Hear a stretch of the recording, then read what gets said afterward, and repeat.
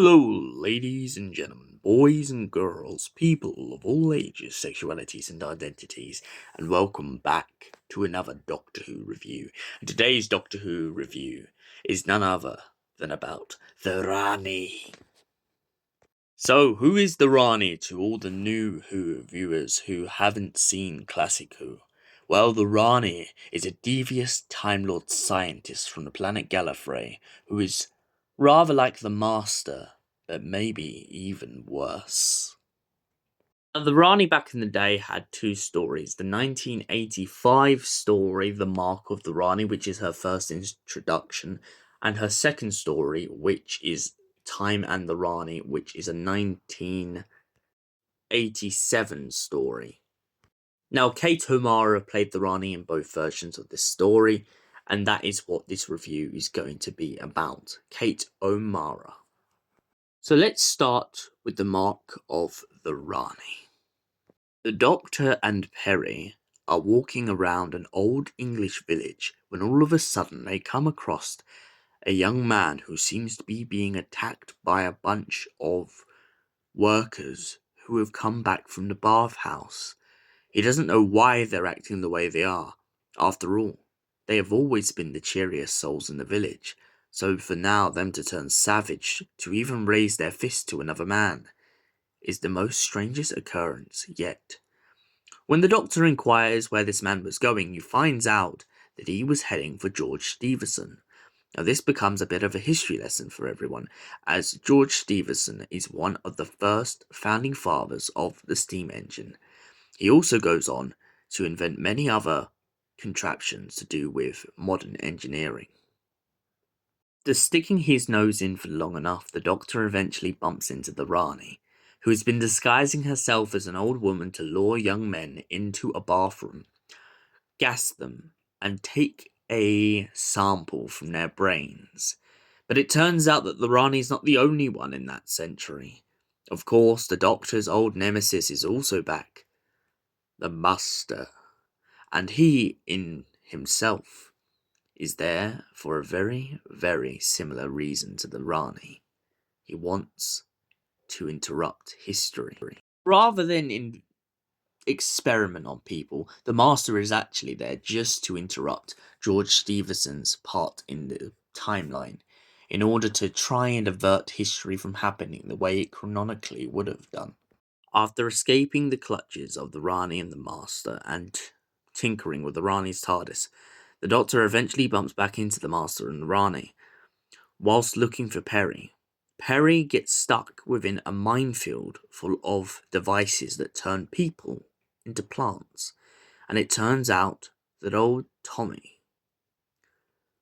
has been turned into a tree and just saved Perry's life, but the Doctor points a tissue eliminator device at the Rani, telling her that she must go into the minefield and save Perry before Perry accidentally steps on one of the mines. After all the tinkering and all the meddling the Master is done, it turns out that his plan fell apart. So along did the Ranis.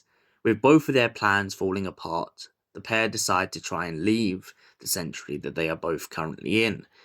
In doing so, they end up getting caught in a time distortion that starts to make the dinosaur embryo grow and grow and grow until it is fully formed into a proper living dinosaur. The next story is Time and the Rani, a story which takes place after the 6th Doctor has just regenerated into the 7th.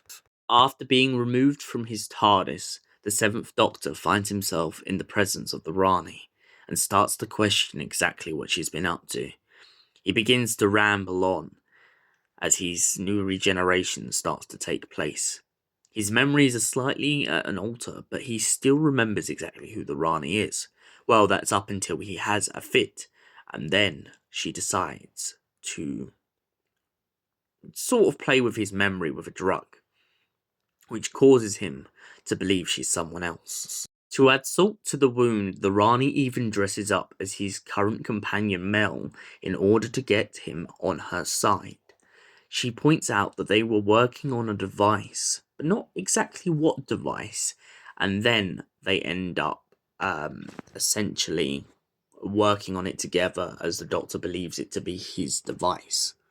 Elsewhere, his current companion Melody is running around a minefield in which there is a bunch of devices which can turn people into bone within seconds. It turns out that the Rani has control over the planet Lacursha and the Lacurtians, and has been using bat-like creatures in order to keep them all in check. These creatures, called the tendrils, have been constantly harvesting on some kind of liquid and have been pretty much the servants to all loyalties to the Rani. After finding the real Mel and getting some sense of perspective, the Seventh Doctor soon begins to question what the Rani's really up to. He discovers that she's been using all sorts of scientists from Earth's history and across the universe in order to power some sort of super machine. He doesn't know to what capacity, and all of a sudden he even realizes that she needs him to be in the machine for it all to work in general. Eventually, he realizes that she is building a giant time distortion kind of super weapon, which will enable her to pretty much control the history of every planet in the universe. The Rani points out that she doesn't believe anyone in the universe to be any more than cattle to her experiment. Like a petri dish, she believes she can prod it and nurture it into different directions to however she sees fit. The Doctor is appalled by this, and so he tries to find a solution in order to stop the machine. The Doctor decides to use the leg tags that the tendrils were going to attach to the Lacurtians in order to destroy the Rani's machine. In doing this, he also helps rescue all of the scientists and people who were very smart that the Rani captured. The Rani's machine is destroyed, and then she is captured by the tendrils, eventually apparently off-screen put on trial by them. Well, that is until she saves them from a virus. So overall, what was my outlook on the Rani stories? Well, I love them. I personally love the Rani's character in general because I like this idea that she's cold, she's calculated, and minus the Master who kind of like blunders in and has to take over the world, she's not really always so bothered about power over species, more over matter and technology in general. She's very calculated in the sense that she treats everyone as an experiment rather than as a dictator who might want everyone to grovel in submission. Yes, she can keep people under her iron fist, but she does it at the use of scientific discovery. So, for the scores then, the Mark of the Rani, out of the two stories, I will say a 10 out of 10. Time and the Rani, though, just because I'm not so much of a fan of Kate O'Mara pretending to be Melanie Bush, I'm going to have to knock Time and the Rani down to a 7 out of 10. It's a great story, it's very strong. The Rani definitely has that demanding presence that she had in Mark of the Rani, but I just feel like Mark of the Rani is a little bit better because she doesn't spend half of the episode pretending to be someone else. Now, before I end this review, I think it's only right that we address the elephant in the room, which is that these are not the only Rani stories out there.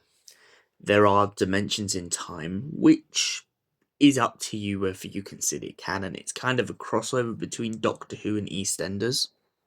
And then we have two Big Finish stories that I'm hoping to do some review on them at some point, which are the Rani Elite and planet of the Rani. They should both appear on screen now so you know exactly what I'm talking about, but we will hopefully be doing some review on them in the future.